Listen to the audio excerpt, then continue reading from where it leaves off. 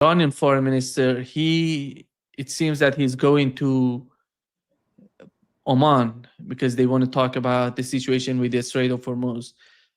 And the prediction is that they're going to define it. I don't know how important is that anymore right now. They're going to what? He's going to go to Oman to define the new mechanism for the Strait of Hormuz. I don't know what is the importance of that visit right now. Well, the mechanism is defined. The PGSA has defined the mechanism. It's just a matter of Oman agreeing how it's going to enforce that mechanism, how it's going to get paid, how tolls are going to be collected. Yeah. Today, the head of Iranian Parliament, Ghalibaf, said during the negotiations, I told the U.S. Vice President that from my perspective, we do not trust you at all. And only those who are prepared for war can negotiate with the United States. The United States, the Zionist entity, and the NATO alliance believed before the recent war that they would be able to force Iran to surrender within a few days, but they quickly realized that they wouldn't achieve their goals. This is what the statement on the part of Iranian Parliament today. And I think that the assessment, I don't know what is the communication between the United States and NATO? Do they want NATO to stay out of it? Is there any sort of, request from the Trump administration, or maybe he may ask NATO countries helping him? Well, right now, NATO, unless they do an Article 5, they'll have no legal right to get involved. It would be up to each country to decide if they wanted to get involved and fight with the United States. The Spaniards have already told the United States to, go to hell. Italy and even the UK have said, no, we're not going all in on this at all. So, it's, this is United States is operating without a clear strategy. I think it is, I call it pure emotion at this point.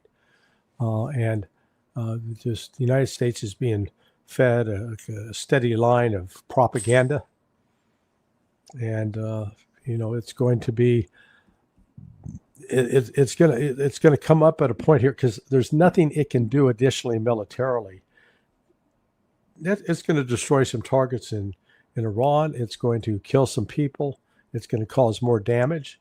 And it's going to strengthen the resolve of the Ukrainians to destroy the United States, at least in the Persian Gulf. And the moderates, what remains of can be called moderates within the Iranian government, they're going to be shut out. Yeah. I mean, they're the voice. Oh, let's the ones that went and say, hey, we negotiated. Look at the agreement we got with Washington. And they can come back still and say, yeah, but we've got $7 billion worth of oil or more out of the Gulf in the last 3 weeks. So that counts for something. Yeah, that does count for something. But this goes beyond, this really is an attack on the global South. And we can't overemphasize the importance of the week-long funeral events surrounding the ultimate interment of the Ayatollah Ali Khamenei. So when you bring out 45 million Iranian citizens to mourn the passing of this leader, that destroys the myth that there is great domestic unrest against the Islamic Republic. Just the opposite. It has strengthened its position, strengthened its control. And the United States doesn't have that same unity at all. In fact, there's growing opposition to the United States continuing this war. Yesterday, the Belgium's prime minister said that NATO Article 5 says, if you're attacked, then we will all defend each other together. The article doesn't say that if you yourself decide to unilaterally unilaterally attack another country, all other partners have to participate in that. This is not the spirit of NATO.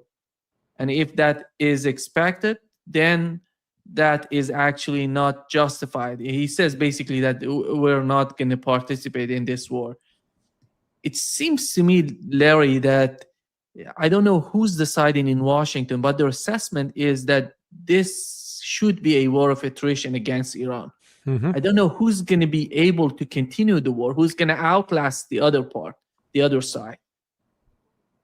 This is the question. If you want to continue with this war of attrition, how long does it take? Are you prepared to continue this on and on? And as you're desperate for the opening of the Strait of Hormuz totally, as they're asking Iran to announce that?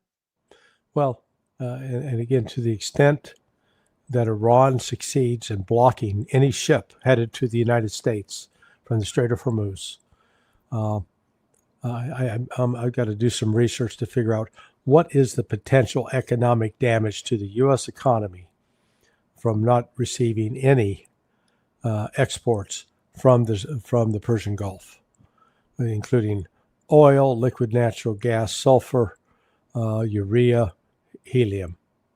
What's the economic damage? I think it's substantial. Yeah. Today, the Iranian Foreign Minister, the spokesperson of the Iranian Foreign Minister, Baghai, he said inspectors will not be allowed to access, allowed access to the targeted nuclear sites. And the UN Security Council Resolution 2231, which related to the JCPOA, is completely void. And this resolution, Larry, it was adopted in July 2015. And under this resolution, they lifted previous UN nuclear-related sanctions on Iran in stages, and it was all about the snapback sanctions that Europeans decided to get out of it was part of this resolution 2231. And it required monitoring by the international, by IAEA.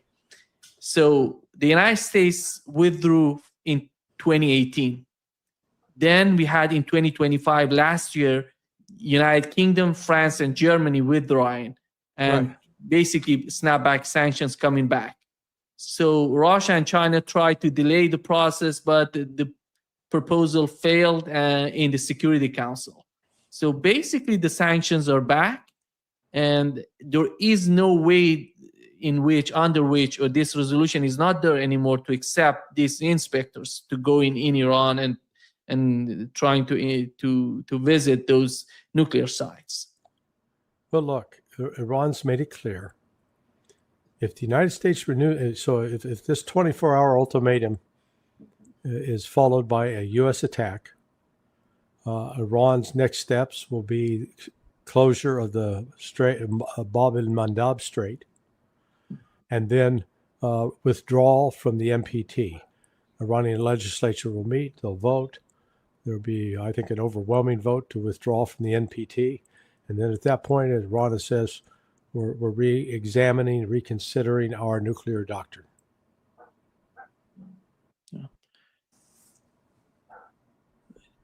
Is that going to matter for Donald Trump if Iran decides to withdraw from NPT? And how is that going to put pressure on him? It's not going to put pressure on him. It's not. This isn't a matter. This isn't Iran trying to play some negotiation game to put pressure on the United States. It's Iran finally saying, "Okay, we're going to defend our national interests. We are at war. We are at war with the West. They can continue to impose sanctions. They continue to attack us militarily, economically, politically. It's going to stop. We're going to fight back now." That's where this is headed. Yeah. You're going to be surprised that right now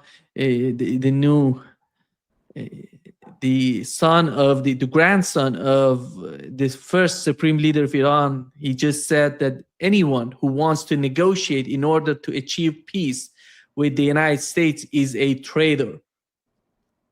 this is, they were considered. I have never thought that he's going to come out with this sort of statement, because in Iran they consider,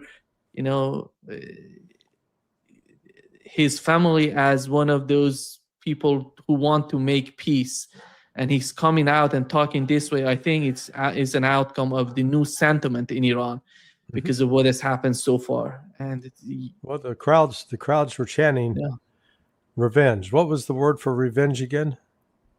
انتقام. Interon? انتقام. Intercom? انتقام. Calm. Okay. انتقام. Intercom. Okay, intercom. Oh. Yeah. So, those chants of revenge were not isolated. They were massive and they were repeated. So, I think the leaders, they have to pay attention to what the people are saying. The people are tired of being facing this kind of abuse from the West.